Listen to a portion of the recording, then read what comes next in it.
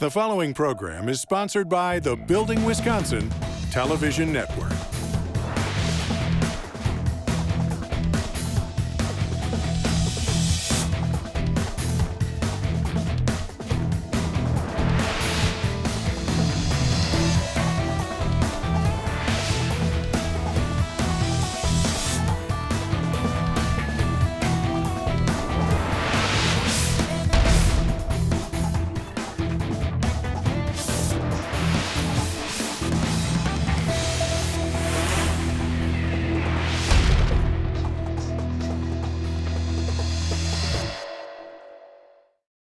Welcome back to Building Wisconsin, Steve. Great to see you again. And by the looks of things, this is a pretty intense project in a city setting. Tell us what we're going to see on today's show. Yeah, this is an excellent project in a lot put on a small space in the city of Madison here. It's a kind of an upgraded Airbnb tied in with a hotel and some apartments, so a really unique model, and it's a really exciting project to see come together. And the plumbers on this particular job site are working mainly in residential plumbing. Yep. Are they trained so that they could go on commercial sites, industrial, schools, and hospitals? Yeah, in the state of Wisconsin, we're all licensed plumbers, so we go through a 5-year apprenticeship, take a state proctor journeyman's exam. So the apprenticeship is all the same training. Really, the variance in each plumber is mainly based on the contractor, what they specialize generally. Most employers, you'll stay a little bit more residential, a little bit more commercial, or a little more institutional. Any of our plumbers could go to work for any one of our employers at any given time. And that's really your role at Plumbers 75, is to train to really highly trained, highly skilled workers, right? And provide those to the employers? Well, even our training is actually a partnership with our employers as well. The Plumbers Union, we manage the training school, but again, our employers, they have to be willing and qualified to train apprentices, and without them offering to train apprentices and giving their foremen and their journeymen the ability and the tools and material to provide training to those apprenticeships and mentoring, then our school wouldn't be very valuable if we didn't have employers also committed to training apprentices. So that's great to hear. And the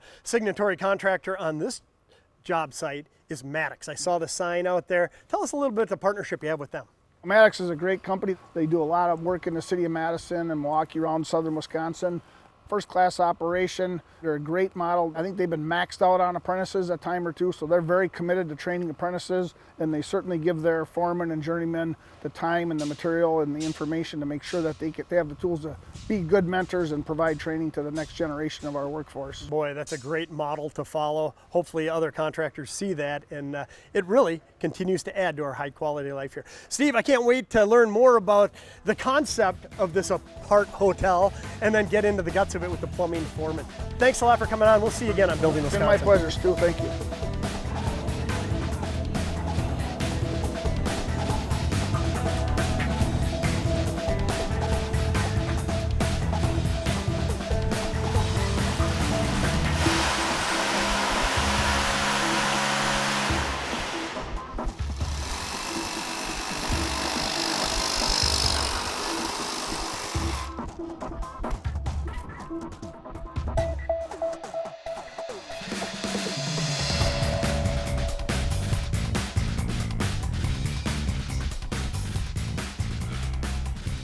Welcome to Building Wisconsin, Mike. I really appreciate you coming on today's show and sharing with us this unique project that you're developing in downtown Madison. It's called the Dylin, and it's what's known as an Aparthotel. And before we explain what that is, let's set the stage. I mean, where are we specifically in Madison, and what are some of the attractions locally here that people who might be staying at the Dylin can experience? Yeah, so we're on the near east side of Madison, right off the Capitol Square. So we're in the Cap East District.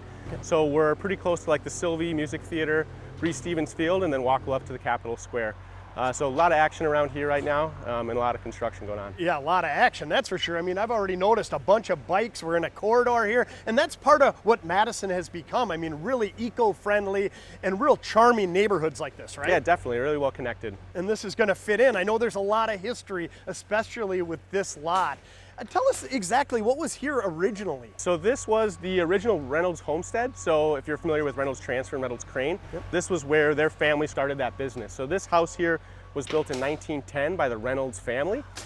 This is a through block lot. So at the back of the lot was actually where they had their first warehouse. So when there was the transition from like pulling goods through horse and carriage into like the automobile, so they built the warehouse in the 1930s, and that was on the back side of the lot.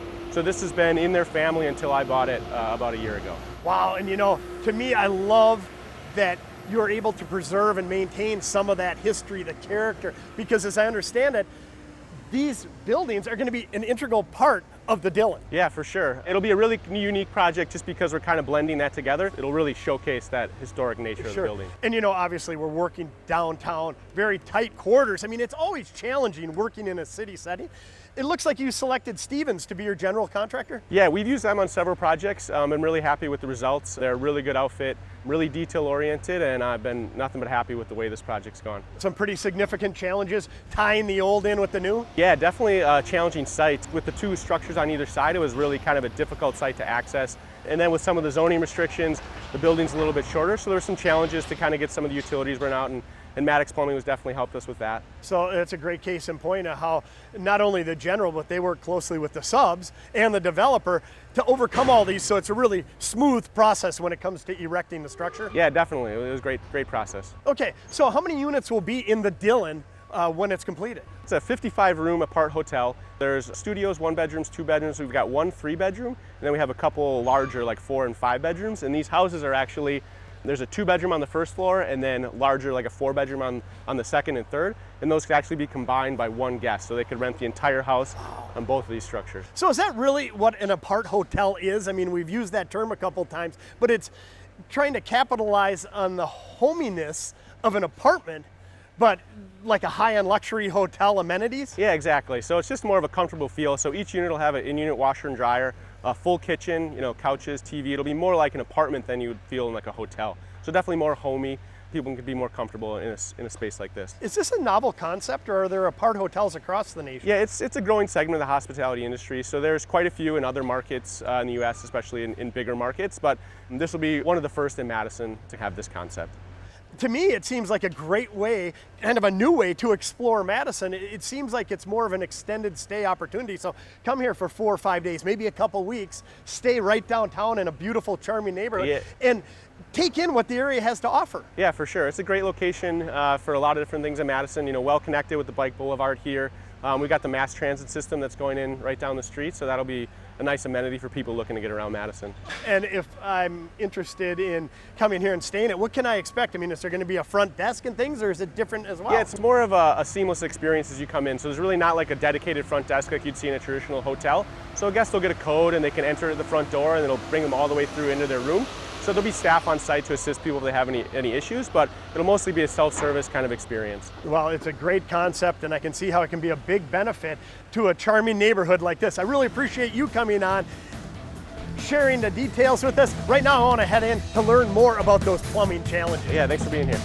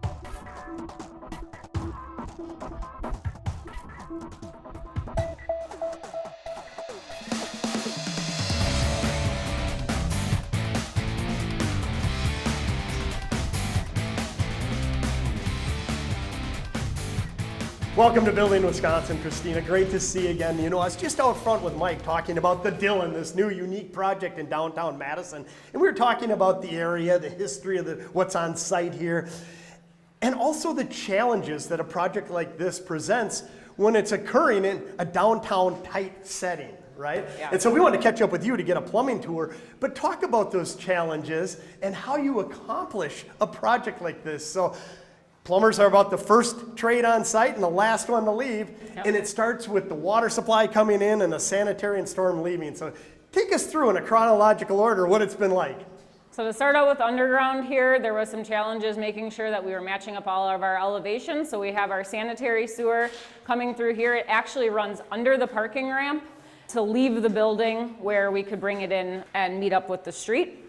We also have the water service coming in, and this will end up serving all of the units upstairs. This Corsian pipe will run into our mechanical room, run through our water softeners and our water heaters to provide hot and cold soft water to the apartment units. That's a pretty big pipe coming in. Yep, we have a 6-inch service, and we'll end up with a 2-inch meter here that the city will be dropping off later this week. And again, as you touched on, this will feed the entire structure.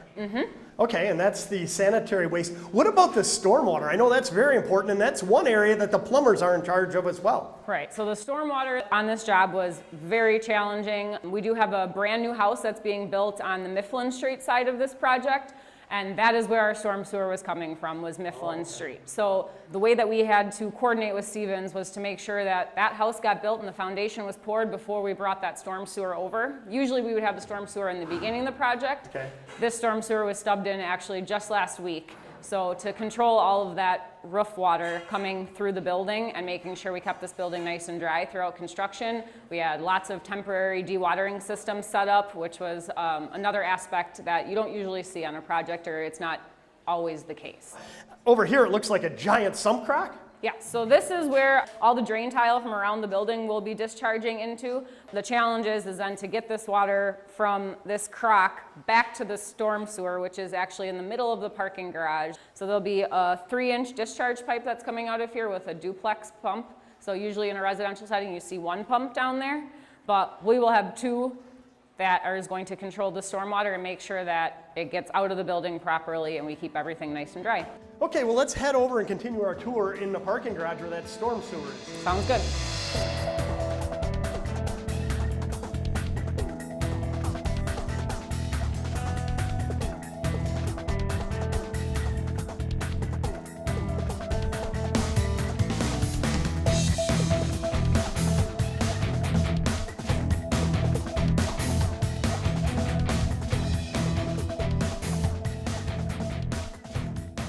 So this is our storm sewer, where all of our storm water is going to be leaving the building. Wow, there must be a lot of water coming off that roof system because these are massive pipes. Yep, we have 4 roof drains on the main roof, and then we also have 2 lower roofs that have 6 drains each. And when you think about on a house how much can come down your downspouts, it's magnified because this goes from one street to the other. It's a huge structure.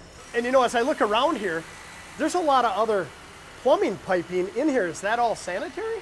Yep, that is all the sanitary drain waste and vent system that's being tied in down here. So it's picking up all of the waste from our apartment units, and they're going to be exiting the building through that 8-inch sanitary sewer that we saw in our first room. So it's great. Down here in a parking garage, you get a real feel for just how much plumbing is in a structure like this. Can we continue now, go down to where those 2 houses on the Dayton Street side? Yeah, let's do it. So before we head upstairs and check out the Reynolds house and the new house, I just wanted to point out where the new house is going to be tying in to the sanitary sewer of the apartment complex as well. So we have 3 3-inch pipes here that are going through this foundation wall to pick up all the plumbing that will be in the new house that was built on Mifflin Street. Wow, you know, as I look at it, everything is pitched this direction, and that to me screams math. I mean, we have an extremely large project here, large complex. We always stress the importance of math in the trades, and is that really apparent here?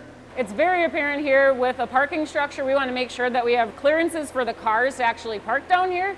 So in a structure like this, in all plumbing, Wisconsin Plumbing Code requires an 1/8 inch per foot of pitch on all 3-inch and 4-inch pipe, and actually a 1/4 inch per foot on all 2-inch pipe. So keeping that 7'6" clearance down here and making sure we can also provide pitch to all of our drain pipe, it definitely is a lot of math, and taking all of that into consideration as we're connecting pipe. Especially when you're following the code and you get one chance to get it right. Absolutely. Oh, I can sure tell we're in the old historic Reynolds home down in the basement. I mean, it just looks like an old basement. Does that present unique challenges? Yes, it does. So we've kind of left our new construction side into our remodel, this is more of. We are also tying into an existing sewer. Okay, so as I see newly installed, sanitary pipe coming down, but you're tying into the existing sanitary sewer, totally different from the new construction. Yes. For this building, we have its own existing sanitary sewer that actually leaves the building out onto Mifflin Street.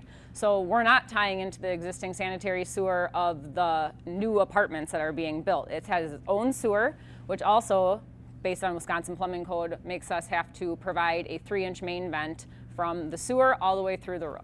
Oh, wow, so you have to add that, and again, in an existing situation, that's got to be challenging because we're down in the basement and then there's 3 stories above, so essentially 4 stories that you have to go up with a vent pipe and then penetrate the roof, because venting is extremely important when it comes to sanitary waste. Correct. And all the coordination that we had to do with Stevens Construction and their carpenters and make sure that we had pathways for all of this new plumbing that's serving fixtures that are being set in an old, basically historical house. They had to provide us with pathways to make sure we were able to have everything aesthetically pleasing and also be up to Wisconsin Plumbing Code. Oh, this is really neat, and it's given me a really good understanding of the Aparthotel concept that Mike was talking about. I mean, looking through the window opening there, I see the old Reynolds structure. Upstairs here, this feels like a new home. And again, that's the whole idea. These are broken into separate units, or they can be combined. So if you have a big family gathering, come on downtown, you have everything that's vibrant and bustling down here. You can stay in a structure like this. And then I think about your role as the foreman and how fortunate we are to have the training we do here in Wisconsin, because as a licensed plumber, I know that you're competent to work in commercial, kind of like what we have back there, new construction and remodeling, right? So throughout my apprenticeship at Local 75, they want to make sure that all plumbers are ready to hit any aspect of the industry. I did the beginning of my apprenticeship mainly in hospitals, and then found this multifamily style construction a little bit later on in my apprenticeship and kind of fell in love with it. And being able to work to the goal of being a foreman in the field in this sector of our industry was a main goal of mine. I've had the training at Local 75 and all the experiences that I needed to have lots of tools in my belt to handle multi-parts of the industry. How long have you been in the plumbing trade, and how long have you been a foreman? I've been a foreman for about 4 years, and I've been in the plumbing trade for 14. Wow, and it sounds like you're happy with your career choice. I am, yep. Yeah. Would you recommend it to other women looking to get in? Because, I mean, obviously you're essentially a poster child and you love what you do. I would recommend it to women or anybody that wants to be challenged mentally and physically every day of their job. It's a great career. You're going to end up with great wages, benefits, and basically a great life if you can have all of those things mixed into it with the training that we were provided at Local 75 and by our contractors, because our contractors do a lot of that training as well. And it's hard to put a price on pride, how prideful you are when you see all the infrastructure you've helped develop in our great communities here in our state. That is one of the coolest parts about being a plumber, is living in the communities that you build. You're building up the communities that you live in and you work in and you play in, so it's pretty cool. Okay, cool. Well, let's talk about this new house here. One thing Mike said is you're able to rent the entire thing, or it's broken into maybe 2 or 3 different units here. Again, a cool aspect of the Aparthotel concept. And I think they're doing such a good job with the aesthetics here. Stevens has been working on this custom roof for the last week, which is very unique in multifamily construction, to be building this and not just bringing in prefab trusses. So, and is that to fit into the character of the neighborhood? Absolutely. Okay, that's great.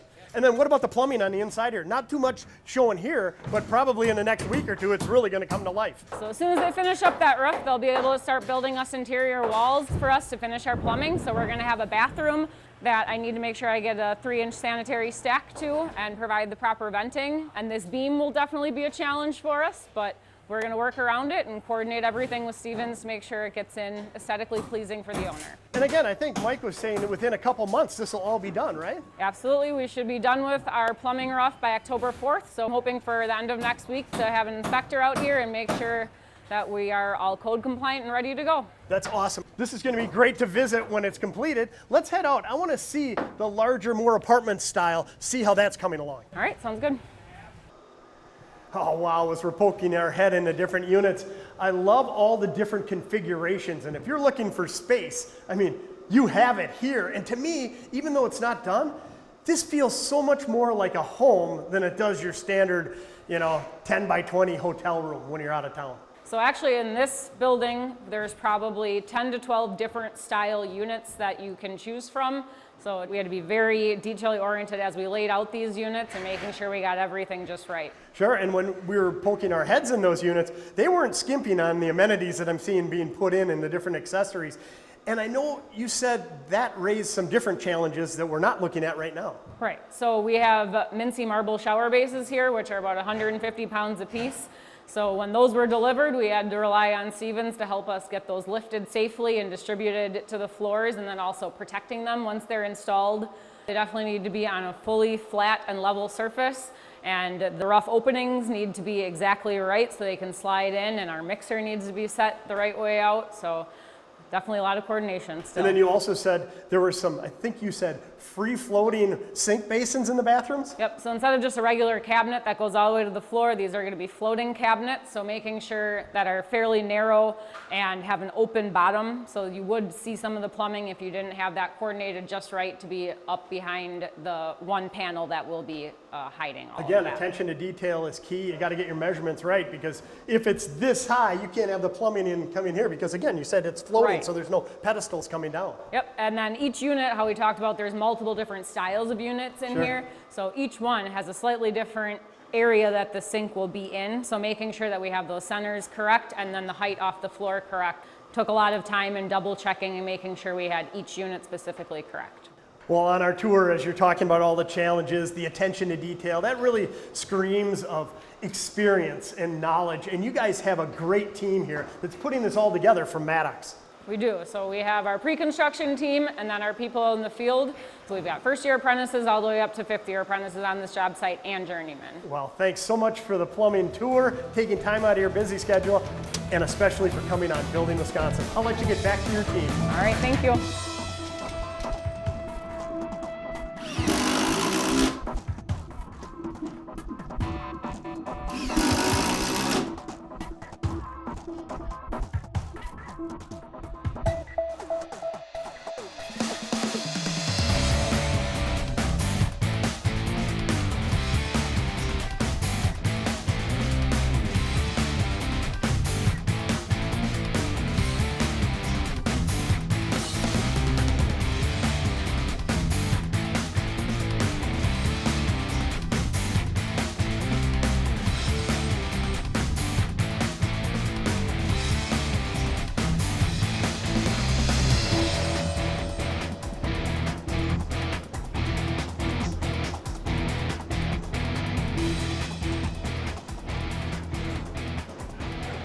Hi, Kayleigh, how's it going? Good, how are you? Good. Thanks for coming on Building Wisconsin. You know, we're learning more about this Aparthotel, and we were just talking to Christina, and according to her, there were a lot of challenges here, and we wanted to catch up with you to learn a little bit more about your experience. So what are you up to today here? So today I'm connecting the vent piping for this crack right here, which is this pipe, and then this one.